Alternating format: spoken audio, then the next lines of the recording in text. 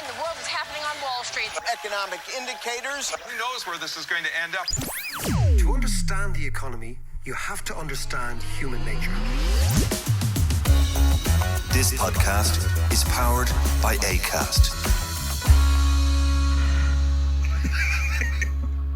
How you doing there? It is David. I am having a giggle here with John down the tube about mad things that happened or are still happening around the world. We'll talk about them. I hope you are well. I hope you're not going as kind of stir crazy and bonkers as the pair of us.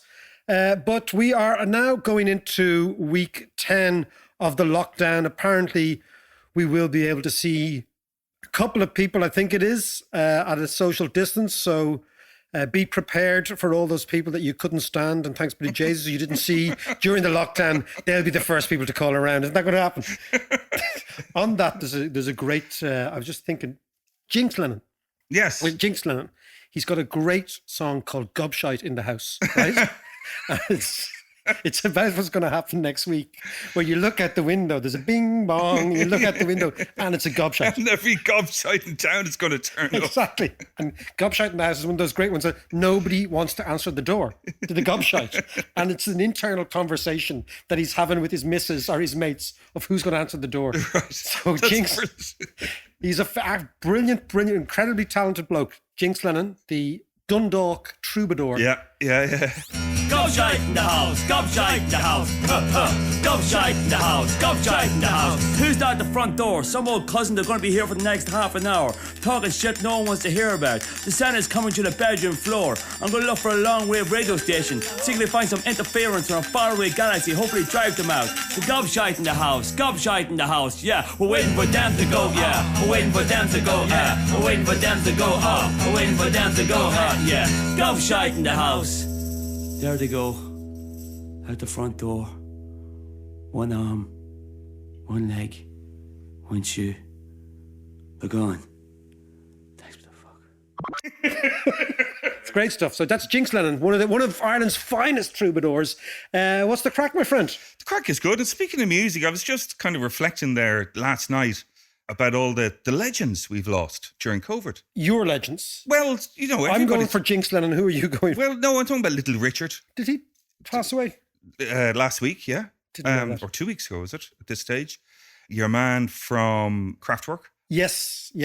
And your man Dave Greenfield from Stranglers. Yeah, I mean, the Stranglers, I would have, I got the Stranglers. Yeah, Do you know what I mean? I really yeah. got the Stranglers. But he was the main sound. He was the keys.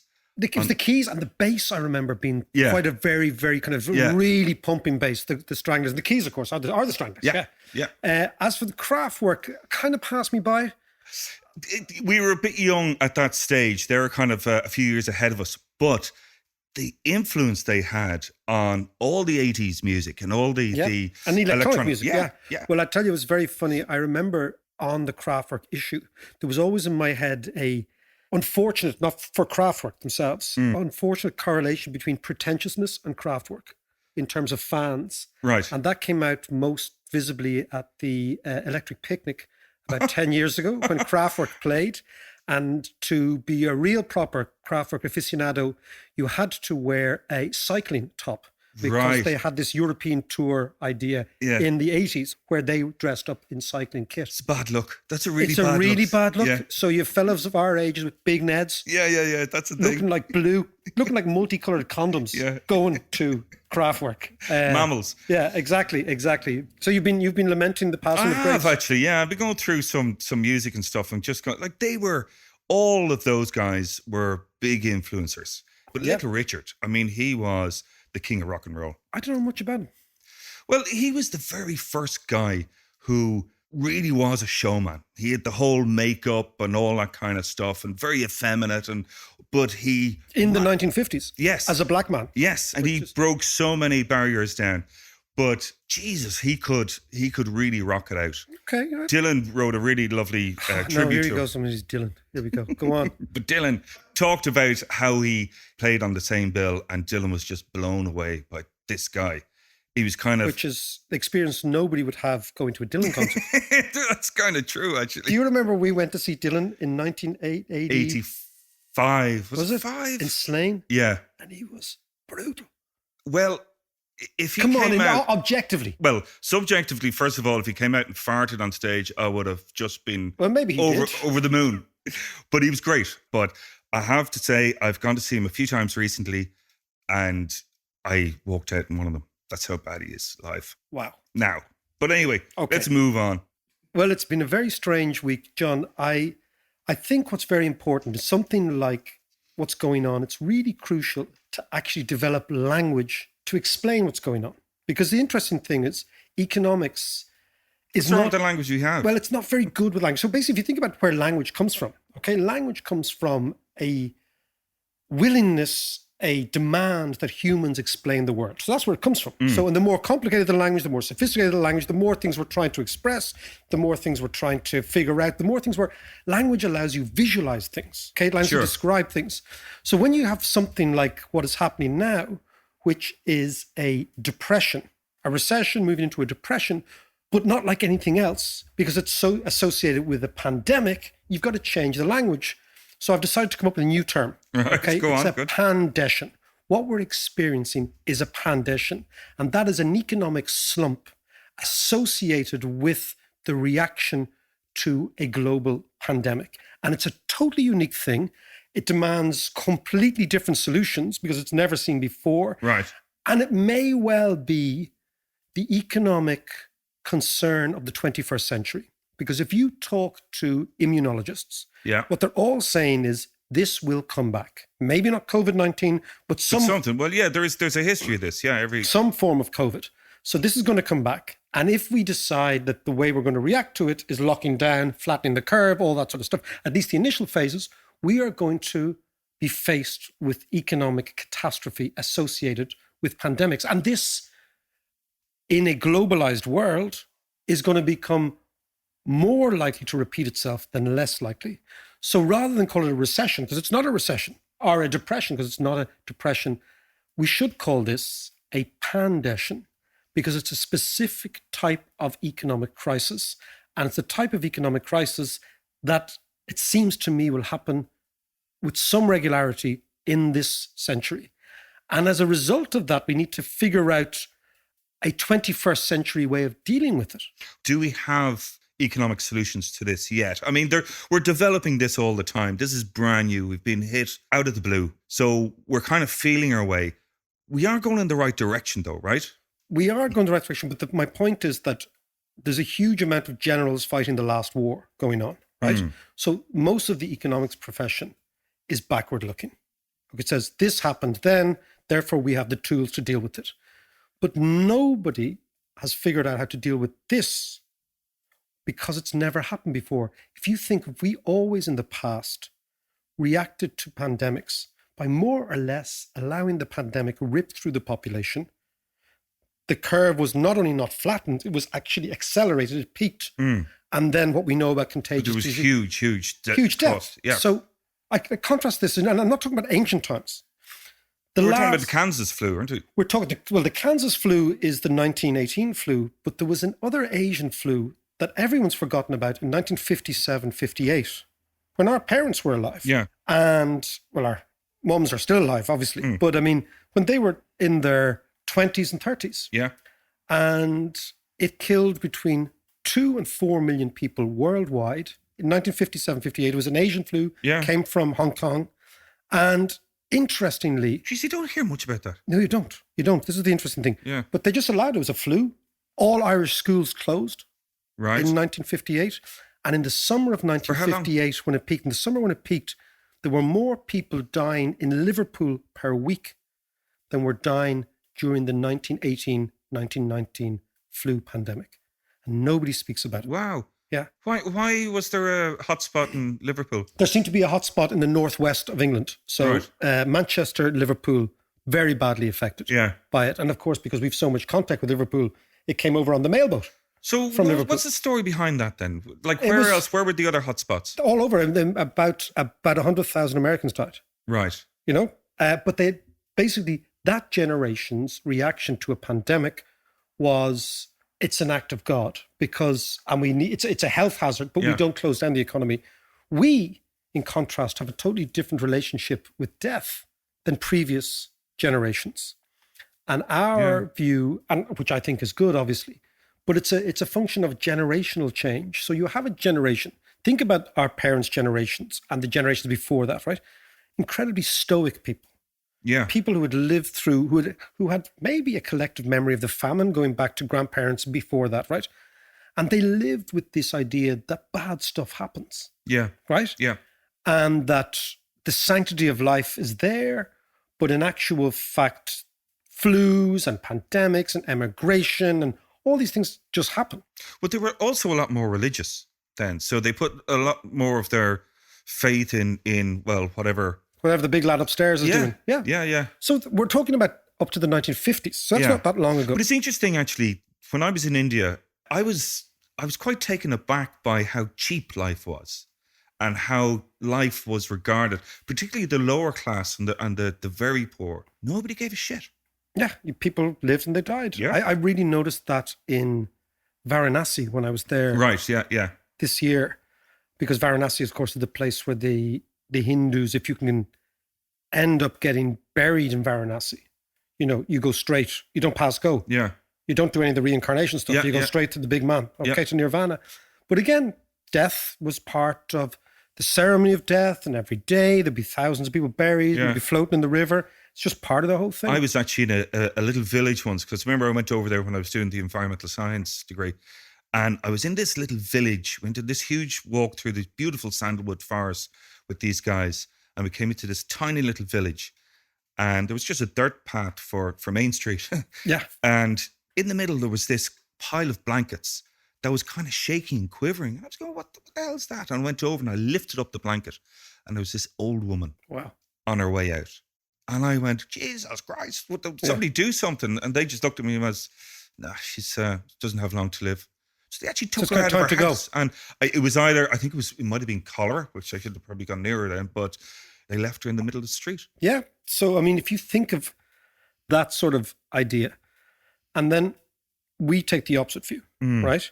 Therefore, these pandessions are going to happen. And the interesting thing from economics is we know it's not like the Great Depression, because that was policy failure followed by the Roaring Twenties. Okay. Yeah.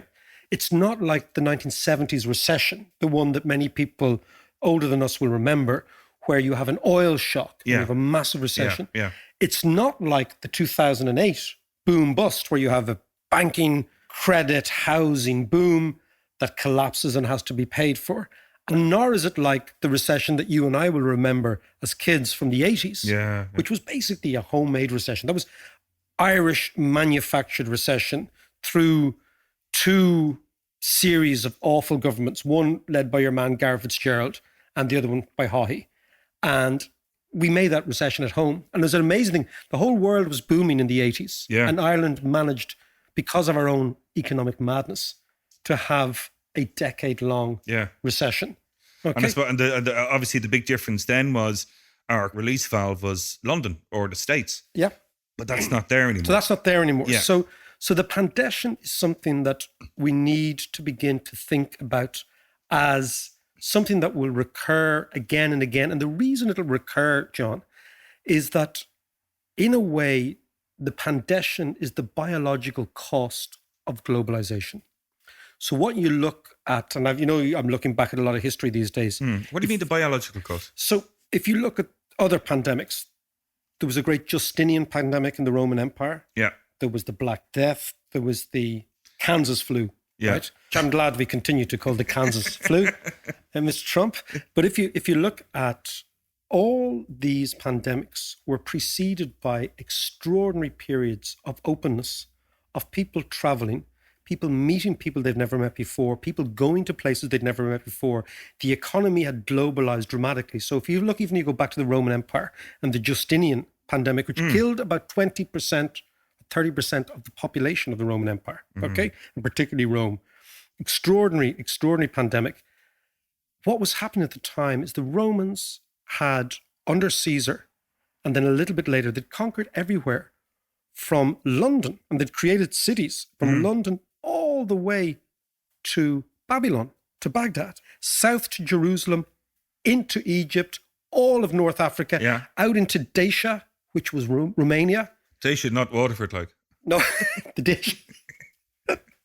I'll tell you a story about Waterford GA. I'm sure you will. But so they had created this empire. And what do empires do? Empires allow people to flow all over the place. So what you got was people were meeting people they'd never met before. Yeah.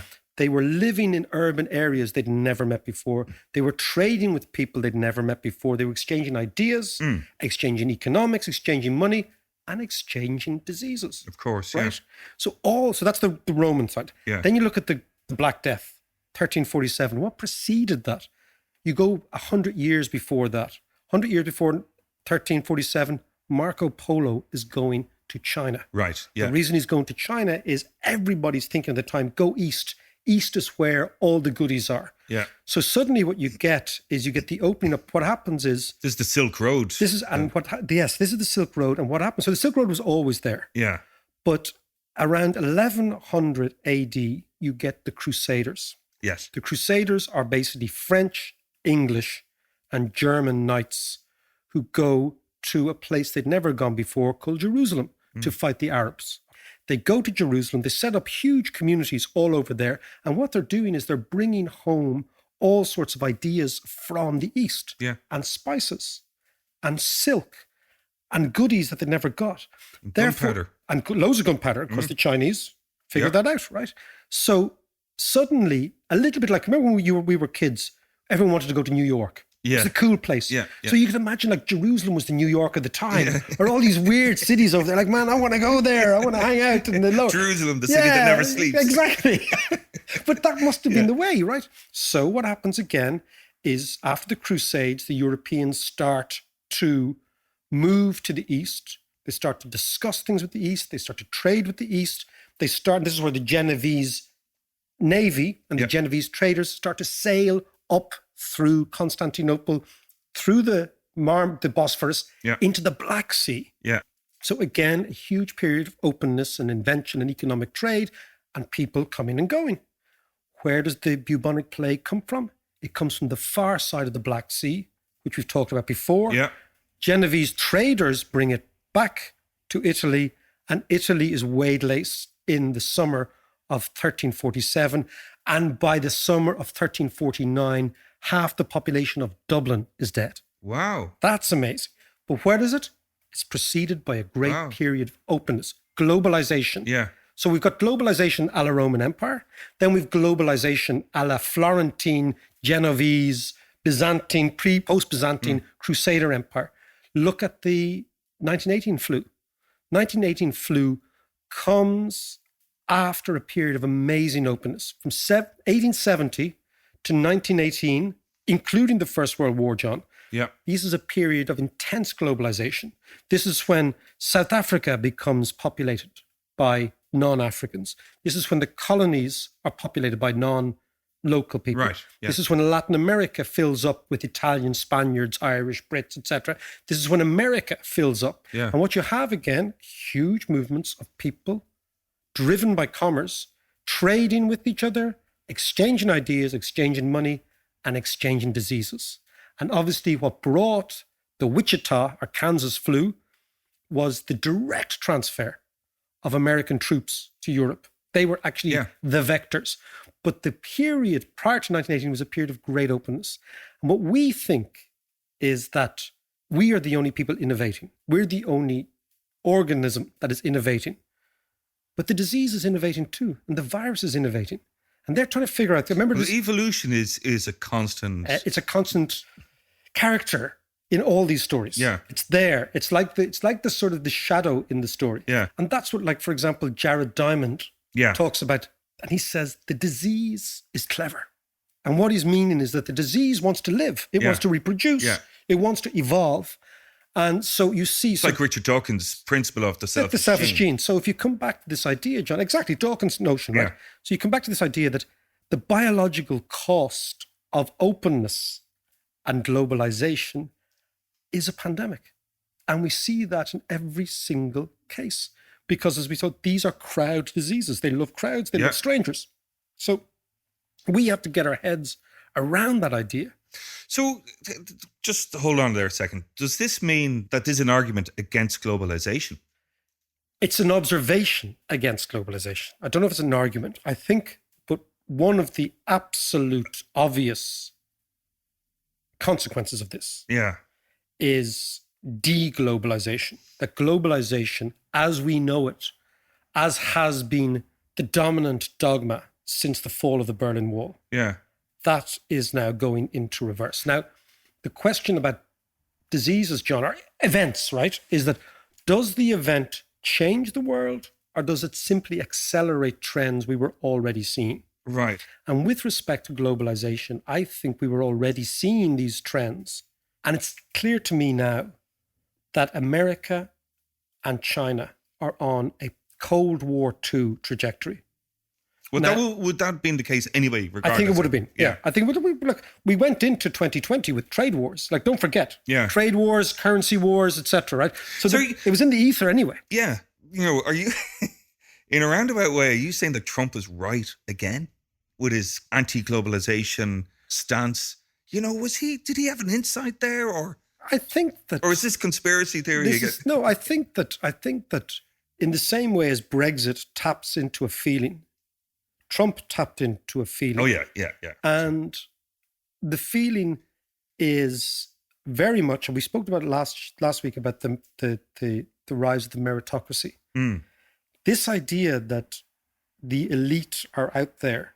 So, for example, imagine you're an American now. You've lost your job, right? You want to get back to work. You don't have the disease. Okay, just go into the head of somebody. I mean, it's very, very easy to vilify these people, but you don't have the disease. Nobody you know has the disease. And if they have, they've got over it. Okay, just think that's right. Yeah. And you're a guy who left school at 16, 17, right? And you watch the telly, and on the telly are all these people, doctors and economists and fellas with master's degrees and PhDs, an alien subset to you, telling you, you cannot go back to work. Yeah. We know better than you, etc. That all feeds into this idea. But it's a much greater thing about the notion of emerging powers and eclipsed powers tend to go to war. This goes all the way back to the ancient Athenians and the Spartans. Sure. That there's an inevitability. And we spoke about this as well with the rise of Germany. Germany against Britain in the First World War. So basically, as one power begins to rise and another power begins to fall, so America's the falling power, the Chinese are the ascending power, there comes a moment where these powers tend to get into initially economic wars, propaganda wars, ideological wars, and then Cold Wars. And I think we're moving into that phase right now. So is there going to be a huge difference between this particular Cold War and the previous Cold War, insofar as that this Cold War we're going to be kind of living with COVID? That's interesting. I mean, we're going to be living with disease. So the idea is that the China-America Cold War, and we'll come back to this in a second, is, like the last Cold War, going to force countries to take sides. It's going to split the world into spheres of influence in the way in which the period 1990 to 2020 did not. Right. So the period 1990 to 1920, communism disappears in the Soviet Union. You get this quasi-communist country called China, which turns deeply capitalist, and basically everyone's singing off the same hymn sheet, and we're all trading together, etc. So where would this kind of divide, where's that line drawn? Well, it's basically it's America versus China, and everybody else will make their choice as to where they jump. I think Europe would like to be kind of non-aligned, but won't be. I think the European disposition, despite our distaste of the American right and Trump and those guys, Europeans, basically Americans are Europeans stuck in a different continent. Yeah. That's what they are, right? Yeah. Okay. And the best and the worst of Europeans. And I think the Europeans will side broadly with the Americans. But in the period up until now, we've spent so much energy and time making these links. Yeah. So, for instance, the Russian gas and oil pipelines into Germany. So Germany are now pretty much dependent on Russia for their gas and oil, for their energy. Germany is dependent on Russia. So how does this line? It's very interesting. The Russians have a massive interest in actually staying out of this, siding with the Chinese when it suits them. Yeah. In places like Venezuela, we've talked about that before. Yeah. Siding with the Western Europeans when it suits them, like in Germany, and playing what the Russians are really good at is chess. Figuring out, remember that the Russian told me, he said, the Americans are playing Monopoly and we keep playing chess. Yeah. With respect to geopolitics, right? Yeah. Thought it was very, very good, right? So the Russians have an interest in staying out of this. Yeah. But my sense is that this is where we're going and that COVID crystallizes an already fractious world where we were going that way anyway. Yeah.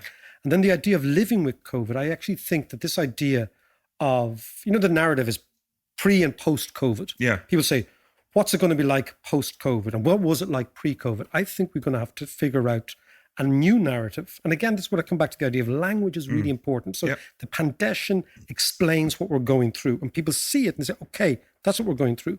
Living with COVID seems to be much more likely because what it is, it's going to be like living with AIDS. Yeah. It's not a pre and post. We will have to get used to this economy. Yeah. And take that as your framework and then see what do countries do. Now, I happen to think that this is an amazing opportunity for Ireland. I happen to think that the battle between China and America will be fought in supply chains, that the real change to the world as a result, the corporate world as a result of globalization, was supply chain management, that you could produce wherever the hell you liked.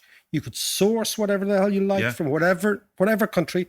And what this made us was this made this crazy situation where multinational corporations had these incredibly long supply chains. Right. And incredibly fragile supply chains based on price. Of course. So you'd end up sourcing materials in the arse end of China, for example.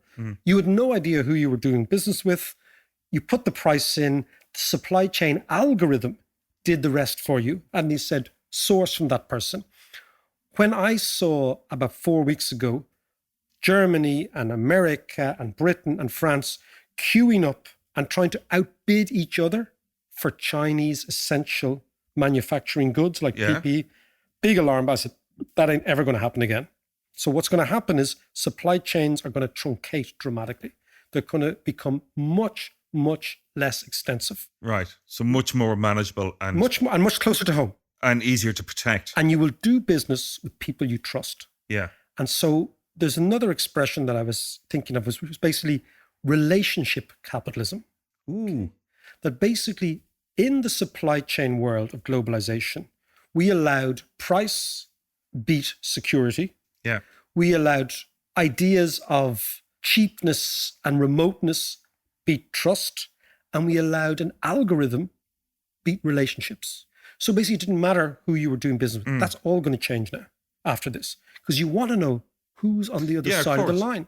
So what does this mean for Ireland then? See, I think we have, if Irish people, not Irish people, the Irish state could just figure something out, which is the following, that our prosperity is based on, and as we've always said, small firms and multinationals. Yeah. Right? We've talked about the small firms and helicopter money and looking after them as much as we can, right? Let's think about multinationals. What has made Ireland a properly functioning economy has been the multinationals, because the capital transfer has been amazing. So in the period of massive globalization from 1990 to now, the name of the game was you source labor-intensive parts of your production in cheap countries like China, and you source capital-intensive part of your production in expensive countries like Europe. Yeah. And of course, Ireland, because we gave a tax holiday to capital called the corporation tax rate, we made capital incredibly cheap to deploy here. So we got this investment bonanza. So what we were doing is we were playing this supply chain game, and we were an incredibly successful cog in this machine. Now, there's many people argue that it gave too much money to the multinationals, et cetera, et cetera. But this is what happened. And as a result, American corporations invested, think about this, more money in Ireland than they did in Brazil, China, India, Indonesia combined. Wow, really? Think about this, right? Yeah. So the question is, what happens when supply chains become truncated? The Americans will want to do business with people they really know, that they have a really strong cultural and maybe legal familiarity with. What is the country that is closest to America global supply chain, given that they have to supply Europe? It's us. Yeah. And we are still, unlike the Brits, members of the European community, Yeah. the European Union. So what we could do, remember we talked about this idea of the shares and the taxes and taking stock and all this. Yeah. We now to realize that it is an amazing opportunity for Ireland to reset the dial and present ourselves as the country that is on the supply chain, which has now been truncated from China, because Americans will not do business Yeah. in the same way with China. Manufacturing and service industries could completely blossom here. But we've got to figure out our offer to the Americans. But at the same time, I understand that. But at the same time, you know, Bleachman again has been going on about Ireland and it's getting a free ride. Bleachman is gone. Oh. Donald Trump will not win the election. Do Okay. you know why? Because Joe Biden's going to do what Ronald Reagan did. Ronald Reagan with poor old Jimmy Carter, who everyone liked. Yeah. Ronald Reagan's slogan He was a bit was, weak, he said in his first election, right? The campaign was, are you better off now than you were 4 years ago? And everyone was worse off. And he destroyed Carter. Yeah. Sleepy Joe, all he has to do is say all the time, are you better off now than you were 4 years ago when Donald Trump came in? They've 38 million unemployed people. I know, but that's He because of cannot win. COVID. Doesn't matter. And then they're going to say, then he's going to point out that more Americans have died of COVID per head than anywhere else in the world. And he's going to say, we're the richest country in the world and we can't even protect ourselves. Trump is over. On paper, I totally He's agree over. with you, but he's a dark horse. But incumbent presidents only win when they have a record that they can stand over. His record is appalling. COVID has destroyed Trump, and he knows it. You can see it in his eyes. So I wouldn't worry about him. But it doesn't matter whether Trump's in power or not. The same dynamic's going to happen. Biden is going to be like, he's going to take the Obama team, I suspect, and bring it back in, more or less. Yeah. The most important decision he's going to make is who's his running mate, because Biden, if he gets in, he'll be far too old to run again next time out. Yeah. I would love to see him make Elizabeth Warren his running mate. Yeah. That makes a lot of sense. And that makes sense for the Democrats. But to come back to Ireland, this is an amazing opportunity for us because we are the supply chain kings. And the supply chain is going to end in Europe, the American supply chain, Yeah. the West-looking one. East-looking one will probably end in Japan. But China will not be part of this game in the future. And ultimately, therefore, there is a massive prize for us to seize. But we've got to go and play the game. Yeah. And it's now time, as every week we promise you, for our Schumpeter slot. And this is about companies, mainly Irish companies, but we've got a good few international companies as well. Companies that are doing stuff, that are changing their product, that are, to use that awful word, pivoting in the virus to try and beat the downturn. So John's been putting the hex, as he usually does, on a new company. By the way, if you ever get a call from John Davis and you have a new idea, if I was you, I wouldn't answer the phone. But here he is. So, Mac, I'm here with a husband and wife team, Joe Duffy and Mary-Therese Burke of Safety Pois. That's POIS. And they're introducing a new product to the Irish market that helps companies manage social distancing, whether it's an office or a supermarket or an airport or a museum or whatever. But before we get to that, tell us, what was life like before COVID? Well, John, first of all, thank you very much for having us on the podcast. We appreciate it. It's great to get an opportunity to promote a new concept. We've set up our business 10 years ago. From 2010, in the middle of the last recession. Outsource media. We decided it was time to go out on our own. And we were both very passionate about sports and rugby. So what was Outsource Media? We are advertising sales agency for the sports industry. So our partners that we work with, likes of Leinster Rugby, Munster Rugby, Aviva Stadium, Thomond Park, RDS. So essentially you were doing the kind of advertising in the stadia. The commercial advertising, Right. So I'm sure sports has fallen off a cliff. Well, since the announcement of the cancellation of the Ireland-Italy match, sport has pretty much ground to a halt in the country, across the board, across all sports. Yeah. And rather than sit in our hands and wait for something to happen, we decided to look around to see is there anything that we can be doing while we're waiting for the seasons to kick off again or to resume again. And prior to pivoting, pivoting. and along with that's pivoting, the word you like, John. Yeah, that's the word I like. Yeah. Margaret doesn't, but that's okay. coinciding with pivoting, we are obviously looking after our clients and liaising with all the stakeholders within sports. Just on hold at the minute. It's on hold, but there's a huge amount of work going on in the background, really positive, and just really looking forward to getting back into the stadiums as quickly as possible. Yeah. But in the meantime... Yeah, so tell us, what's the big idea? The beauty of the system, John, is that every employer that's trying to reopen their workspace is faced with this challenge of how do they manage traffic flow within that workspace whilst maintaining social distancing. Our system takes the responsibility away from the employer and hands it back to his staff or the general public because it's intuitive. Everybody understands how a traffic light system works. And what we do is we map out that traffic light system on the floor of their premise or workspace. So when you walk in, you'll either be on a series of green dots, which means you keep moving, or you come to a red dot, which means you stop. If you're on amber, you have the right to pause for a few moments while you look in a window, while you speak to a colleague, and then you have to move on again. So it's intuitive. But as I say, the key to it is that it helps the employer manage those two key problems that they're facing. Yeah, it's interesting because I've been hearing a lot of talk about the responsibility and the difficulty of getting people back to work. So this is an integral part of that. Yeah, and it's a huge problem, not just for the next month or two, but this could go on into 18 months to 2 years. Yeah. And how do you manage this on an ongoing basis? And to be honest with you, putting manpower at the door of your building and saying, okay, no, we have too many people in there now, you're going to have to wait out here in a long queue in the rain. It's going to prove very, very difficult for people to manage this. So that's what our system, Safety Paw, we hope will bring to the marketplace is a mechanic to manage that for the employer. Okay, and so tell us, how does it work? Well, to give you a good example, currently when I'm going to supermarkets, it's great. I'm queuing outside the door. There's 2 meters distance, all feeling good.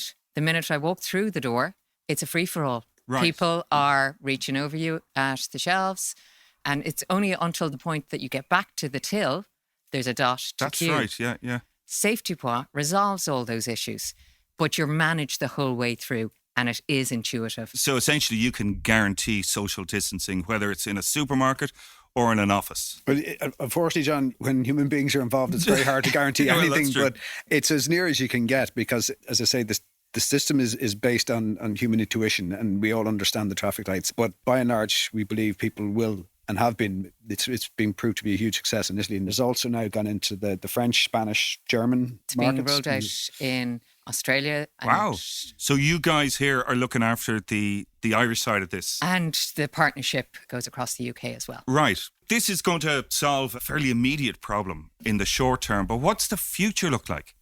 Well, I think in the long term, this will work across all sectors, whether it's airports, museums, shopping centres, corporate offices. Once it's in place, it will manage the traffic flow in these environments. For the consumer, it's making them feel comfortable in the environment. So visiting the supermarket on a more regular basis than they have been doing over the last 7 weeks. Yeah. And therefore, that turns into revenue for the supermarket. Yeah, some of the best ideas are the simplest ideas. Very simple, yeah. And we as an Irish company are bringing it to the Irish market. We're bringing the concept from Italy, but we are producing it here in Ireland, supporting Irish companies and protecting the supply chain. God forbid there's a second or third or fourth wave across Europe. We'll still be able to get our product here in Ireland. Well, listen, Joe, Mary-Therese, thanks a million. That's safetypaw.ie. You can contact us on info@safetypaw.ie and we'll get straight back to you. Brilliant. That was a fascinating company. That's Joe and Mary-Therese. I'm wishing the best of luck. And again, keep your ideas and your company ideas and your nominees for these Schumpeter slots coming. You can probably tweet them to me at what is my Twitter handle again? At David MacW. So at David MCW. Mark, remember we were talking before about the helicopter money and the ECB money. I was reading during the week about the goings-ons in the German constitutional court. Yeah. Very interesting. Yeah, but how does that affect your thinking on funding and the bailout, as it were? Yeah, well, I mean, it's not really a bailout, but I'll come back to you, right? So the German Constitutional Court, the guys with the funny red hats, you might have seen them, right? They are, let's go back, right? When Germany, the Federal Republic of Germany, was set up in 1947 by Konrad Adenauer, probably the most interesting German politician that nobody knows much about. But he was the post-war leader of Germany. They set up two institutions that really defined the Federal Republic. One was the Bundesbank, which looked after the money, and one was the Federal Court in Karlsruhe, which looked after the constitution. Right. The reason these were so important for the Germans is, one, they believed that the hyperinflation of the 1920s set the scene for Hitler. So they said, we will never allow that happen again, and we're going to create this institution that's going to look after the money of the people, and the West German Deutschmark will never, ever, ever inflate again, because inflation threatens stability. Right. On the other hand, they set up the Constitutional Court, and they said, this is the most important institution in the land because it guarantees that any German citizen, if a German government does something that they believe is anti-constitutional, they can go to the Constitutional Court and they can say, watch what these guys are doing. Anybody. Right. And the reason is, of course, that Adolf Hitler was a politician that destroyed the German constitution and then used the constitution against Jewish people and all sorts of things, right? So these are two incredibly important organizations, institutions for the Germans. They are the basis of the Federal Republic, and the Federal Republic is Germany, the old West Germany. Sure. Now, the Germans come into the European Monetary Union basically in this unbelievably ascendant position. And they said, and I know this because I worked in the Central Bank in Ireland doing the Maastricht Treaty and all this, they said, we will acquiesce to giving away the Deutschmark and replacing it with this European currency, the euro, if you undertake to make the European Central Bank basically the Bundesbank with different languages. Right. And in the European Central Bank's constitution are all these ideas that reflect basically Bundesbank thinking, an obsession with inflation. Okay. So now you fast forward 20 years. The obsession with inflation has disappeared because now the problem is deflation. But still the German thinking, they're called ordo economists, right? It's a German economic school called the ordo economists. They have become, interestingly, from having been the mainstream of German economic thinking, they have now become a kind of an eccentric bunch who believe that the Bundesbank can be rekindled. They believe the European Central Bank has deviated from its Germanic qualities. In effect, they believe the ECB has been taken over by Italians. There has been an Italian coup d'etat, and there has been. We can whisper it, but that's actually what's happened. Right. Is that taken back the Bundesbank? So what they don't understand is that, in a way, Germany has lost the battle, right? That by ceding sovereignty to the Europeans, they diluted their own mandate. And now what they're doing is they're fighting the last war. So they're going to their own constitutional court, even though that court has no competence over the ECB. And they're saying, please stop this. It's a bit like, you know, what happens in the truce in Ireland, right? Yeah. The IRA became, remember the real IRA? Yeah. And they were the holders of the flame and they were pure. But basically the world had moved on. And so what you have now is that the people who loved the Bundesbank, who are German academics, are taking these cases against the European Central Bank in the German Constitutional Court, but the German Constitutional Court has no mandate over the ECB. So it's like a court that has no mandate. Right. But it reflects a feeling in Germany. Yeah. And the interesting thing is, not only have they made this their crusade in the German Constitutional Court, but in actual fact, the Alternative for Deutschland, the Nazi party, came from an economic academic fighting for the purity of the Bundesbank. So they've weaponized the Bundesbank so much that they created a fascist party out of it. Jesus Christ. And the AfD is not really anti-immigrant, as everyone says, it's anti-Italian. Because the battle is actually in the Bundesbank and in who controls money. Back to what we talked about before. Who controls money? Who gets to print it? What the Constitutional Court have said is that the ECB will have to explain to the Germans what they're doing. But the interesting thing is, the ECB's answerable only to the European Court of Justice, not the German court. Right. So it's kind of they're playing to a German audience with no power.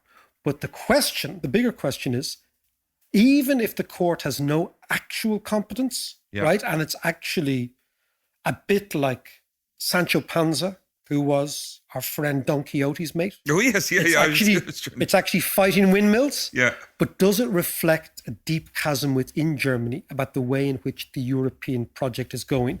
Because they're saying, hold on a second, there has to be an end to all this money printing. Right now, you can print money because there's no inflation. Yeah. So the ECB's problem is not inflation, it's deflation. Yeah. But the straw in the wind is this the beginning of a German movement against the euro? And if it is, where does that end? That's the next big question. How you doing there? How's the lockdown going for you? Why don't you use it usefully to learn economics with me? Let's learn it together. What I have is the Trinity MBA course that I give. This course is largely based on that course. It's called Global Economics, getting your head around how the economy works. So have a listen. The intro is free on Patreon. If you like it, join up. There are thousands of us doing it now. Let's do it together. Cheers.